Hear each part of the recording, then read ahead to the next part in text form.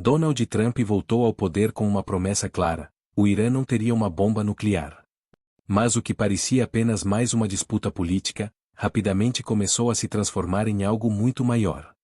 Logo no início de 2025, os Estados Unidos retomaram uma estratégia conhecida como pressão máxima contra o Irã.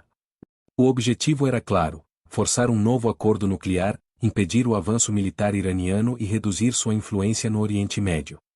Centenas de sanções foram aplicadas, atingindo pessoas, empresas e principalmente o setor de petróleo, a principal fonte de renda do país. Mas o fator decisivo não foi apenas econômico. A relação entre Estados Unidos e Israel atingiu um dos níveis mais fortes da história recente.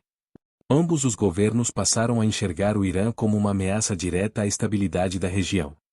E mais do que isso, começaram a acreditar que a diplomacia já não era suficiente.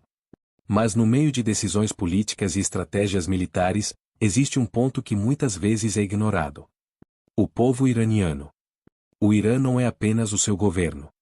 Em 2009, uma jovem chamada Neda saiu às ruas para protestar por liberdade. Ela foi atingida e morreu ali mesmo, em poucos minutos. Sua morte foi registrada e chocou o mundo. Anos depois, em 2022, a morte de uma jovem após ser detida pela polícia moral desencadeou uma nova onda de protestos. Milhares foram presos. Centenas morreram. E mesmo assim, a repressão continuou. Enquanto isso, o Irã construía sua influência na região através de alianças e grupos armados. Esses grupos atuam em diferentes países e funcionam como uma extensão do poder iraniano. Isso permite que o Irã influencie conflitos mesmo sem estar diretamente presente. A resposta de Israel foi intensa. Ataques direcionados eliminaram líderes importantes e enfraqueceram essas estruturas. Ao mesmo tempo, rotas estratégicas de apoio foram sendo interrompidas. O que antes funcionava como uma rede de proteção começou a se desfazer. Historicamente, o Irã contava com o apoio indireto de grandes potências como Rússia e China. Mas o cenário mudou. A guerra na Ucrânia consumiu boa parte da atenção e dos recursos da Rússia. E a China, focada em sua economia, evitou se envolver diretamente em um conflito maior. Na prática, o Irã começou a ficar mais isolado. Para os Estados Unidos e seus aliados, isso abriu uma janela rara. Pela primeira vez em décadas, o sistema de proteção indireta do Irã estava enfraquecido. Mas ainda existia um obstáculo importante: as defesas militares do próprio território iraniano. Antes de qualquer ação direta, era necessário reduzir essa capacidade. Após uma sequência de ataques e respostas, o conflito entrou em um novo nível.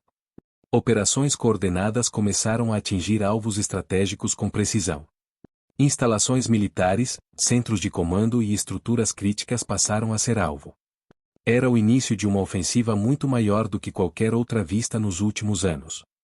Então veio o momento decisivo. Estados Unidos e Israel lançaram ataques diretos contra instalações consideradas essenciais para o programa nuclear iraniano. O objetivo era claro: impedir qualquer avanço que pudesse levar ao desenvolvimento de uma arma nuclear. Segundo autoridades, os danos foram significativos. Mas o efeito não foi o esperado por todos. Em vez de recuar, o Irã intensificou suas ações. Investimentos em armamentos aumentaram. E a produção de mísseis continuou avançando. O conflito não terminou, ele entrou em uma nova fase. E aqui está o ponto mais importante. Esse não é apenas um conflito regional. Quando grandes potências se envolvem, o impacto se espalha. Economia, energia, comércio, tudo pode ser afetado.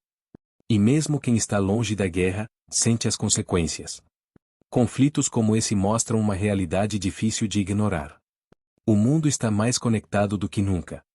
E isso significa que decisões tomadas em poucos lugares podem impactar bilhões de pessoas. O que acontece lá, não fica só lá. Talvez a pergunta mais importante não seja quem está certo ou errado, mas até onde isso pode chegar. E o quanto o mundo está preparado para lidar com isso. Agora eu quero saber a sua opinião. Você acha que esse tipo de conflito pode escalar ainda mais? Comenta aqui embaixo. E se você quer entender melhor como eventos globais podem impactar sua vida, se inscreve no canal.